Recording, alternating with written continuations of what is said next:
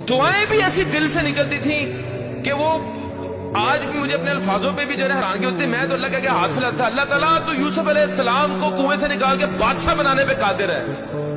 یا اللہ تو یونس علیہ السلام کو مچھلی کے پیٹ سے باہر نکالنے پہ قادر ہے. یا اللہ تو محمد صلی اللہ علیہ وسلم کو غار سے نکالنے پہ قادر ہے. یا اللہ تو موسیٰ علیہ السلام کو فرعون کے اوپر غالب کرنے پہ قادر ہے. یا اللہ تو ابراہیم علیہ السلام کو آگ سے نکالنے پر قادر ہے.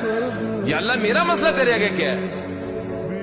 1.5 مہینہ مجھے آج بھی یاد ہے. 1.5 مہینہ اور جس چنگل میں پھنسا تھا وہاں سے آزاد ہو گئی. میری 100% ریکوری ہو گئی.